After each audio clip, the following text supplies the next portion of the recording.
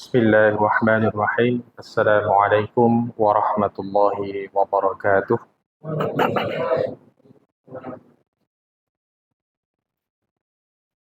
Alhamdulillahi rabbil alamin. Wa bihi nasta'inuhu ala umuri dunya waddin. Wassalatu wassalamu ala asrafil anbiya'i wal mursalin. Sayyidina wa nabiyyina wa maulana Muhammadin wa ala alihi wa sahbihi ajma'in, amma ba'd. Kaum muslimin jamaah salat maghrib Langgar Darussalam yang dirahmati Allah Subhanahu wa taala. Puja dan puji syukur kita panjatkan kepada Allah atas nikmat dan karunia yang tak henti-hentinya dilimpahkan kepada kita. Alhamdulillah, salah satunya kita bisa kembali bermuwajahah, bertatap muka pada majelis yang rutin kita adakan pada setiap malam Ahad. Dan untuk malam hari ini saya ingin mengisinya dengan satu materi sisipan, yang mana materi sisipan ini saya niatkan untuk kebaikan kita semua, bangsa dan negara kita, utamanya sekitar 4 hari lagi, Pak ya? Ya, 4 hari lagi akan ada pemilihan umum, memilih presiden dan wakil presiden, pemimpin bangsa Indonesia untuk 5 tahun yang akan datang. Dan tentunya ada hal-hal yang ingin saya nasihatkan kepada diri pribadi saya sendiri dan kepada jamaah sekalian berkenaan dengan hal tersebut. Maka saya mohon izin untuk mensela materi fikih salat kita dengan materi ini. Saya beri judul Belajar Sejarah Kesesatan Bani Israel. Maka jamaah rahimakumullah, kita tahu bahwa Bani Israel itu adalah satu bangsa, satu kaum yang betul-betul mendapatkan karunia yang besar dari Allah. Akan tetapi kemudian pada akhirnya mereka justru mendapatkan laknat dari Allah. Kenapa disebut mendapatkan karunia yang besar? Kita tahu bahwa Nabi Ibrahim alaihissalam dengan 2 putranya, yaitu Nabi Ishak dan juga Nabi Ismail. Ya, Nabi Ismail dari Ibu Hajar, Nabi Ishak dari Ibu Sarah, yang mana kemudian dari Bani Ibrahim sebelah Nabi Ismail ini dikenal hanya 2 nabinya, yaitu Nabi Ismail alaihissalam dan penutup pada Nabi Rasulullah Muhammad sallallahu alaihi wasallam. Akan tetapi dari sebelah Nabi dari sebelah Nabi Ishak ya, itu banyak sekali nabi. Banyak sekali. Dan bahkan yang terakhir sebelum Nabi Muhammad SAW, Nabi Isa alaihi salam juga termasuk bagian dari Bani Israel. Akan tetapi ternyata justru pada masa kerasulan Muhammad SAW, mereka menjadi kaum yang betul-betul kehilangan karunia itu dan bahkan mendapatkan laknat dari Allah Subhanahu wa taala. Maka episode panjang Bani Israel itu kalau diceritakan mungkin bisa berbuku-buku ya.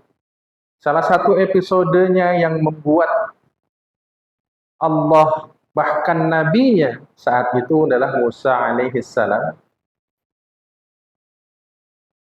merasa ini bahasa kita tuh ndablek memang, ndablek loh.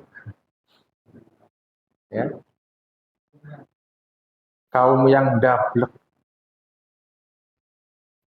Ya. Adalah kisah yang disebutkan di dalam surah ini. Surah Ibrahim, surah Al-Baqarah ayat ke-54. Wa il qala Musa liqaumihi. Ingatlah ketika Musa berkata kepada kaumnya, ya qaumi innakum zalantum anfusakum. Wahai kaumku, sungguh kalian telah menzolimi diri kalian sendiri. Bittikhadikumul ijl. Ketika kalian menjadikan patung anak sapi itu sebagai sembahan kalian selain Allah. Ya. Jadi Bani Israel yang dibawa Nabi Musa hijrah dari Mesir menuju tanah yang dijanjikan Allah, yaitu Palestina. Ya. Ternyata pernah melakukan kesyirikan pada Allah.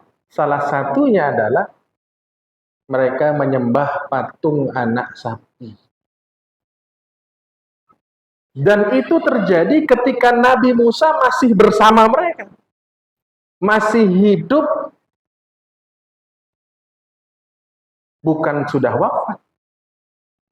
Bukan tidak ada nabi. Ya. Maka Nabi Musa kemudian menyuruh pada mereka, fatubu ila bari'ikum, maka bertobatlah kalian. Faqtulu anfusakum, dan bunuhlah diri kalian sendiri. Sampai saking marahnya Nabi Musa itu. Dzalikum khairul lakum inda bari'ikum fataba 'alaikum. Itu lebih baik bagimu menurut pandangan penciptamu, dan Allah akan menerima tobat. Maka jemaah Allah, apa sih yang terjadi sampai kaum Bani Israel yang dibawa Nabi Musa ini, yang sudah menyembah Allah ini, kemudian berubah pikiran sampai tersesatkan, sampai mau membuat patung anak sapi dan menyembah mereka? Apa yang terjadi? Kenapa bisa seperti itu? Ya, karena ini kan bukan perkara yang orang sesat itu kan nggak langsung sesat gitu. Pasti ada proses. Pasti itu.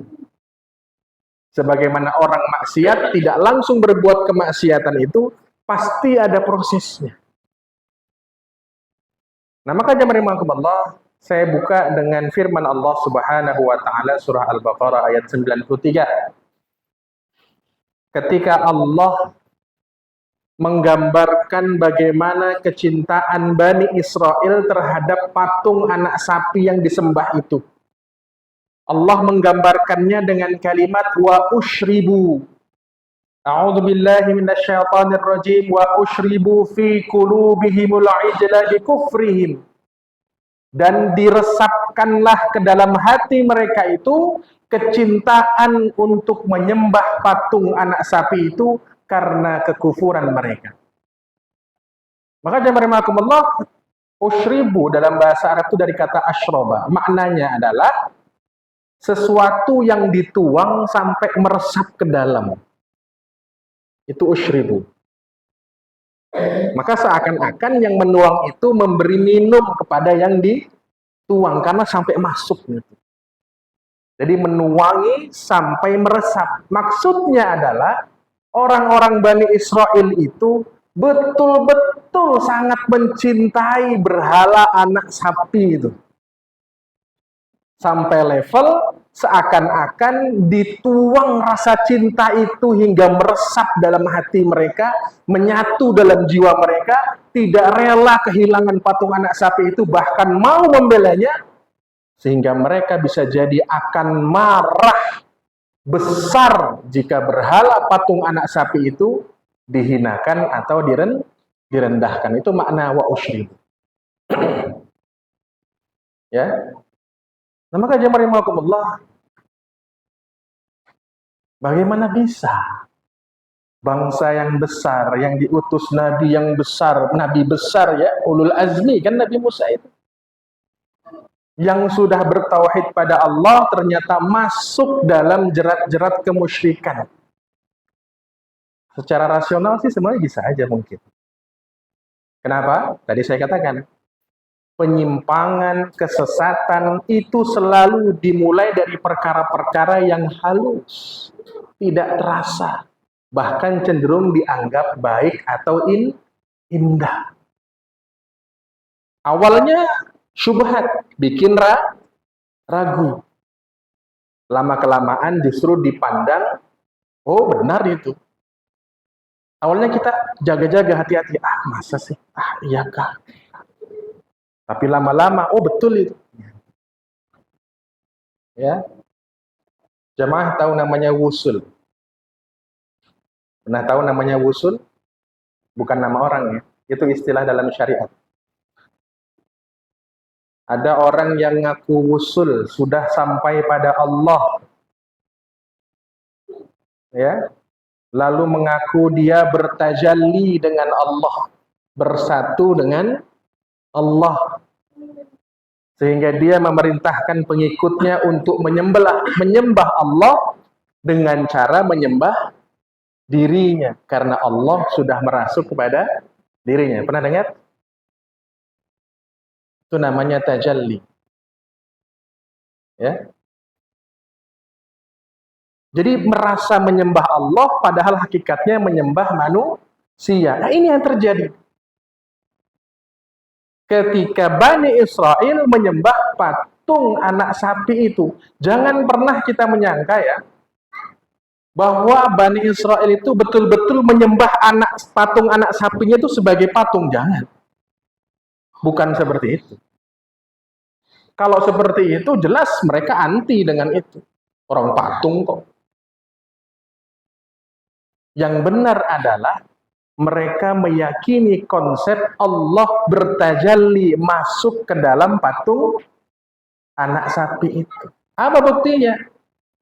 Karena mereka pernah tahu Nabi Musa, Allah juga pernah bertajalli di Gunung Tursina berbicara dengan Nabi Musa. Memberi wahyu kepada Nabi Musa. Ya. Nah, kejadian itulah yang disebut dalam ayat tadi.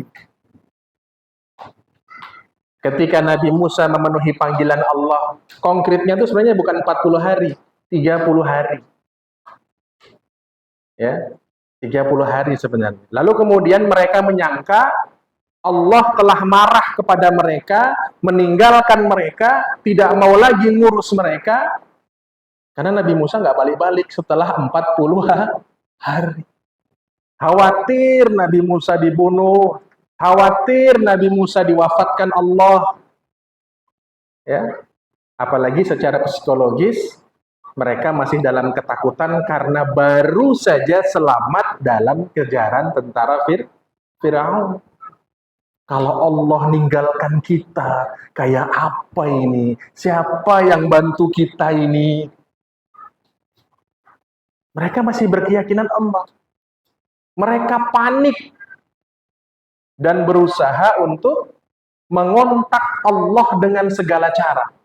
Nah, disitulah masuk orang yang namanya Samiri. Masuk orang yang namanya Samiri. Samiri itu kalau bahasa dulu disebut orang pintar lah. Ya, ini bukan Samirinya Jawa Pak ya, Samirinya Arab. Ya, masuk ke dalam kaum Bani Israel, membawa bukti yang banyak. Bahkan Samiri tokoh yang sangat dikagumi.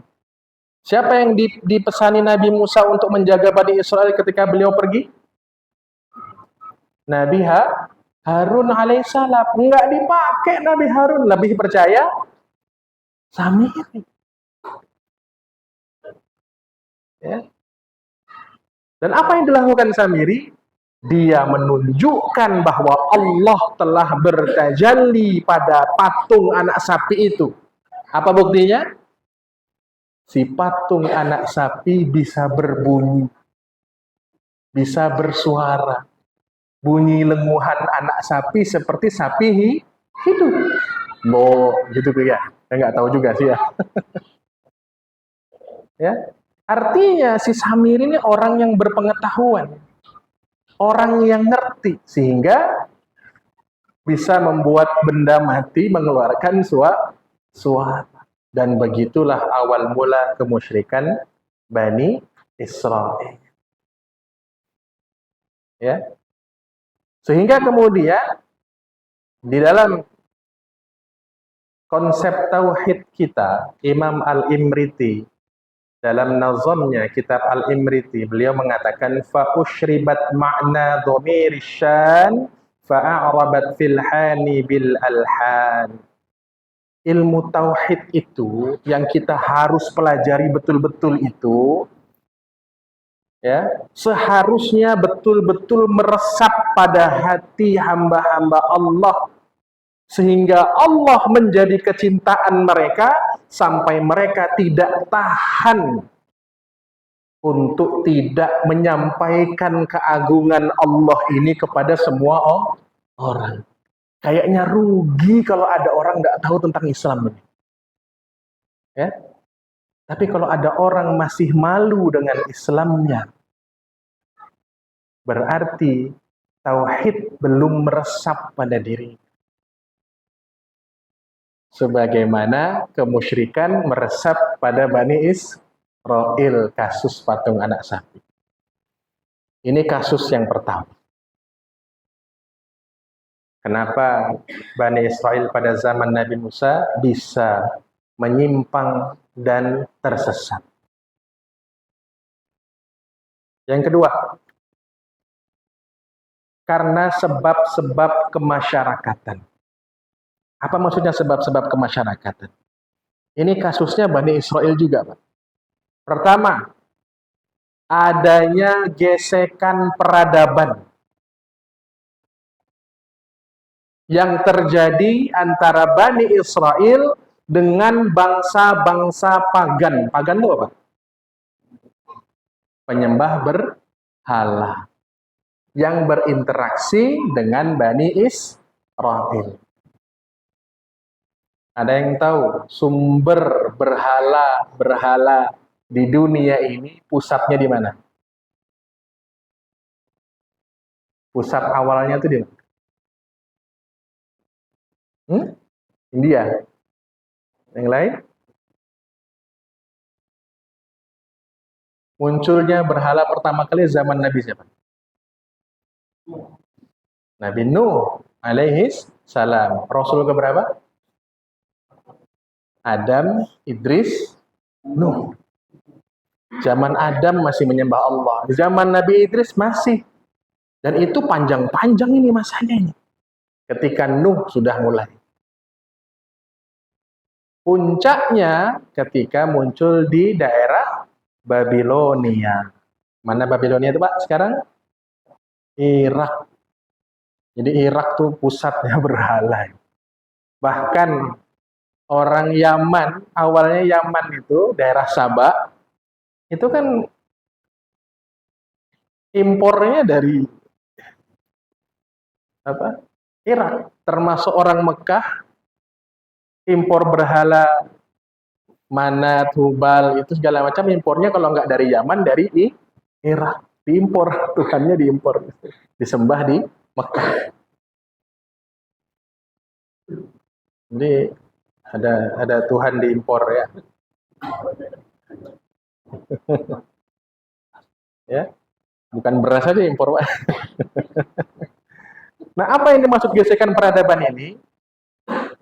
Maka pada masa itu di Mesir, ya, di Mesir kita tahu Mesir sebelumnya dalam pengaruh kepemimpinan kenabian Nabi Yusuf alaihi salam. Jadi orang yang sangat bertauhid, ya, sehingga agamanya Bani Ishak, ya, yang merupakan nenek moyangnya Nabi Yusuf alaihissalam itu masih dihormati di situ. Tetapi kemudian setelah penguasa Mesir bergeser ke dinasti namanya dinasti Hyksos. Bukan Heksos, Pak, ya. Dinasti Hyksos itu dinasti yang musyrik. Tapi mereka masih menghormati ajarannya Nabi Yusuf. Maka mereka nggak mau mengusik agamanya Nabi Yakub alaihissalam dan keturunannya. Bisa dikatakan saat itu Bani Israel di Mesir masih memegang tauhid. Tapi begitu dinasti Hyksos berubah menjadi dinasti Farao yang kita kenal dengan nama Fir'aun, ceritanya berbeda. Bani Israel tidak lagi dihormati, bahkan menganggap bahwa Bani Israel itu kaki tangannya dinasti Hyksos yang menjadi musuh dinasti Fir'aun. Akhirnya mereka ditindas, diperbudak, anak-anak laki-lakinya disembelih. Dan itu ratusan tahun, Pak, nggak sebentar. Dan gesekan peradaban ini, ya, karena dinasti Firaun ini musyrik, Tuhannya adalah dewa-dewa. Setiap hari mereka melihat penyembahan terhadap dewa-dewa itu, termasuk salah satunya adalah namanya Dewa Baal yang disembah orang Mesir. Ternyata impor dari negeri Kanaan. Kanaan anak Nabi Adam. Di mana negeri Kanaan? Ya, daerah Irak dan sekitarnya. Ya. Maka sudah mereka ditindas, mereka dizolimi oleh dinasti Firaun, lemahlah mereka psikologinya, bahkan untuk mempertahankan ajaran tauhid saja mereka tidak bisa. Maka Bani Israel menjadi bangsa terjajah, lemah, terhina, cenderung suka yang instan-instan, praktis, susah kalau diajak kritis, lemah semangat juangnya. Cenderung cari yang enak-enak dan gampang-gampang. Suka terpengaruh perkara-perkara yang terlihat ajaib. Wah. Dan malas diajak mikir. Itu yang terjadi pada Bani Israel. Makanya terbukti saat fitnah Samiri, begitu memudahnya mereka, sebagian besar percaya bahwa Allah bersatu dengan patung anak sapi. Ya. Kalau Bapak buka Al-Quran, Allah kasih bukti itu. Manna wassalwa. Dalam urusan makanan loh. Mentalnya juga remeh. Bukannya mensyukuri makanan dengan Allah turunkan mukjizat manna wassalwa itu. Karena mereka bosan, Pak, ya. Adakah makanan yang lain? Allah turunkan manna wassalwa, ada yang lain kah? Mereka pengen makan yang enak-enak sebagaimana mereka makan di Mesir dulu. Wah, ada siha, bapak soliha, kan gitu. Minta adas, minta ini, minta itu. Ya. Nah itu jamaah. Dan ini yang gesekan peradaban ini sekian ratus tahun membuat mereka dan anak keturunan mereka betul-betul tersusupi dengan ideologi kemusyrikan dari dinasti Fir'aun sampai Allah turunkan Nabi Musa sebagai Rasul untuk menguatkan mereka, mengeluarkan mereka. Itu yang pertama, faktor gesekan.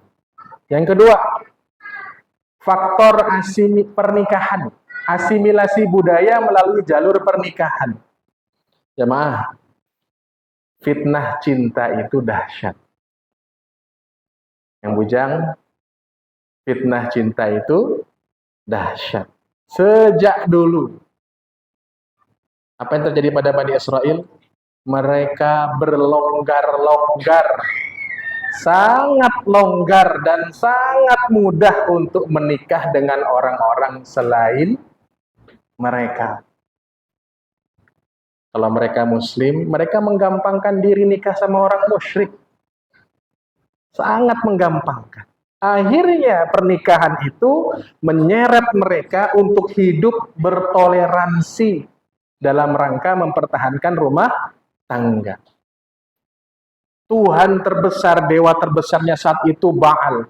Maka suami mentoleransi penyembahan Baal dari istrinya dengan alasan menghormati keyakinan istri, atau sebaliknya.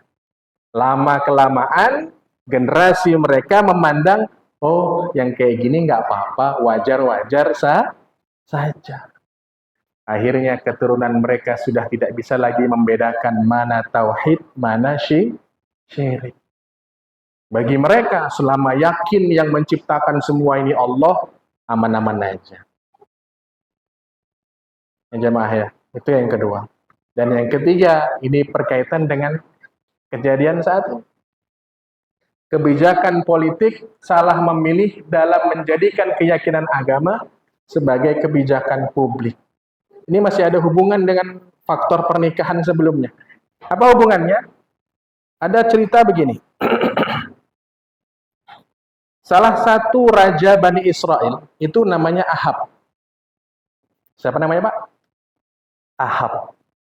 Dia menikahi wanita musyrik bernamanya Isabel. Isabel. Kalau bahasa kita Isabella lah gitu.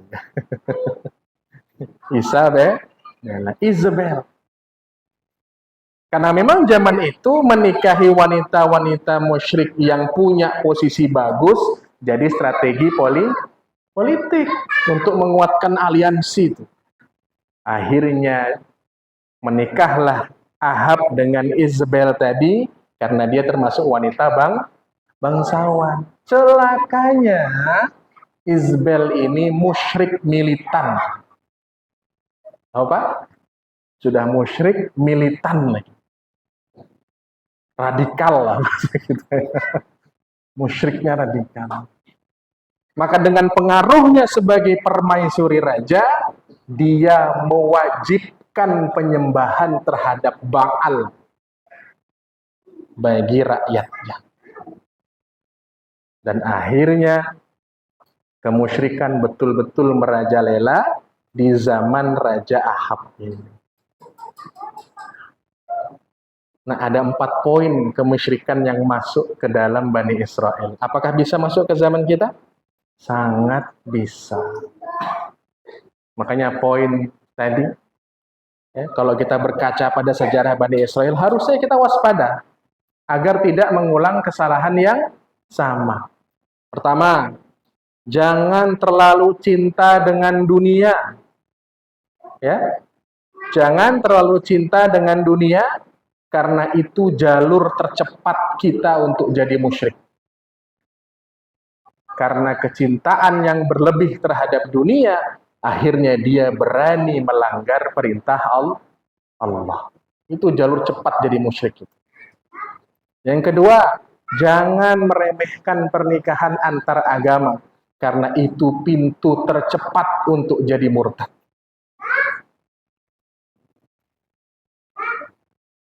Ya. Dan yang ketiga, jangan meremehkan untuk peduli memilih pemimpin yang baik agar tidak menyeret umat dalam kemusyrikan. Harus peduli kita memilih pemimpin yang baik itu. Ya, harus peduli. Kenapa peduli? Karena Allah Subhanahu wa Ta'ala sudah mengingatkan, Pak, kalau bicara amanah, biasanya yang dimintai pertanggungjawaban itu siapa? Yang dapat amanah ya? Ya Pak ya? Pengurus masjid dapat amanah, dimintai pertanggungjawaban? Iya. Pak Camat, Pak Lurah, Pak Wali Kota, Pak Gubernur dapat amanah, dimintai pertanggungjawaban? Iya. Tapi ayat ini justru kebalikannya. Apa kebalikannya? Allah berfirman, A'udzubillahi minasyaitonirrajim. Innallaha ya'murukum an tu'addul amanati ila ahliha. Justru yang diwanti-wanti Allah itu yang milih, bukan yang dipilih. Kita ini yang milih, yang diancam sama Allah itu. Ya, Allah memerintahkanmu untuk memberikan amanah kepada yang berhak menerimanya. Maka tafsir ahliha ini banyak. Ya, tafsir ahliha ini banyak. Maka ayat yang pertama sampai ahliha ini ditujukan kepada kita yang memilih, wa idza hakamtum bainan nasi an tahkumu bil adl, dan ayat selanjutnya ditujukan kepada yang dipilih. Kalau dia sudah diberikan amanah, dia harus memutuskan perkara dengan adil. Jadi yang memilih ada amanahnya, yang dipilih juga ada amanahnya. Dua-duanya ditanya Allah itu. Jangan merasa, nggak apa-apa, nanti kalau dosa dia juga yang kena. Kita yang milih. Kita kena juga, Pak. Kita kena juga. Sampai ada iklan di Facebook gitu. Ada tulisan, dia pegang tulisan. Maaf bos, enggak terima 50.000 biru. Sekarang terimanya merah 5 biji. Harga barang naik bos.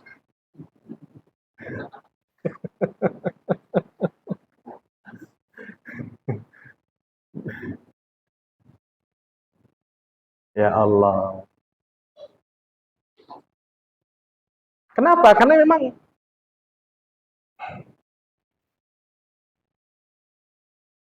Innallaha ni'imma ya'idukum bih. Allah ingin mengajarkan kepadamu dengan sebaik-baiknya.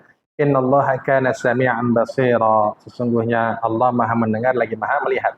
Maka dua poin di sini dalam penjelasan ayat ini yang tadi saya katakan, agar menyerahkan amanah kepada yang berhak, sebagaimana hadis Nabi riwayat Imam Ahmad, addal amanah ila manit tamanak wala takhun man khanak. Sampaikan amanah kepada orang yang mempercayaimu, dan janganlah kamu berkhianat terhadap orang yang berkhianat kepadamu. Itu.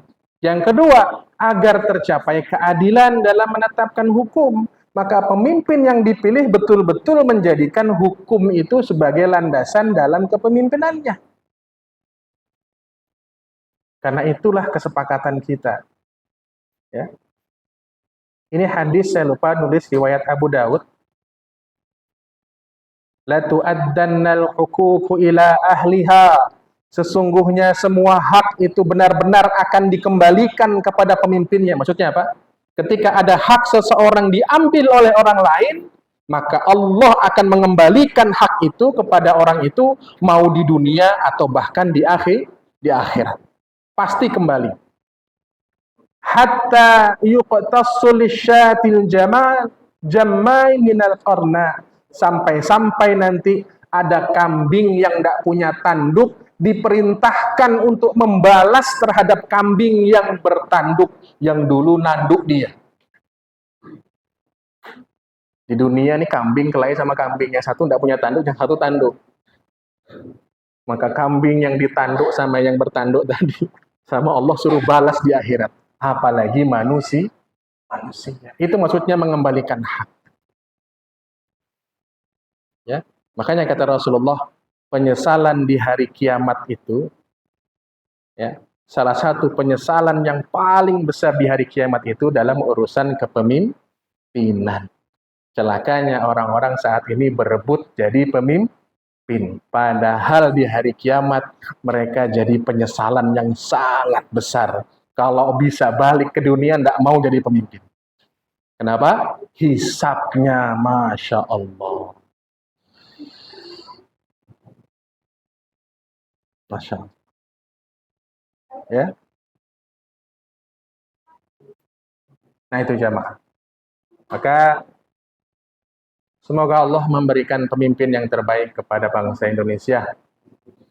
Semoga kemudian dengan kepemimpinannya menjadikan negeri ini negeri yang berkah, negeri yang kemudian diberkahi dan dirahmati Allah. Dan semoga ini semua tidak menjadikan kita sebagai umat Islam gara-gara beda apa Pak? Beda gara-gara beda pilihan kemudian menghilangkan unsur ukhuwah Islamiyah. Di tempat di Cendana itu sama-sama panitia Isra Mi'raj Pak, kelahi Pak. Astagfirullah. Ya, saya nggak sebut nomornya ya, pokoknya salah satunya ini, salah satunya itu. Padahal kemarin loh, baru panitia Isra Mi'raj. Gara-gara mau 14 Februari ini, nggak bertaguran sudah. Sama-sama pengurus masjid pula. Ya Allah, mudah-mudahan pengurus langgar sini kada dapat lah.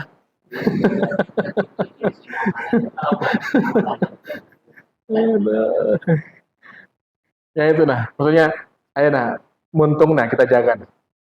Karena biasanya awalnya dari mulut. Ya sudahlah, kalau pilih sana ya sudah, pilih sini ya sudah, gitulah. Sama-sama tahu aja. Sama-sama tahu aja.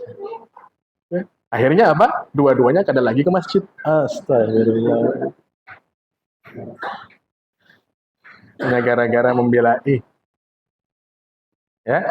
Jadi saya ingatkan bahwa konsekuensi pemilih itu ada pertanggungjawaban pada Allah. Bukan hanya orang yang dipilih, kita pun yang memilih juga bertanggung jawab pada Allah. Nggak bisa kita langsung lepas tangan. Oh, ini seorangnya yang punya gawian, aku cuma milih doang. Nggak bisa begitu. Ya.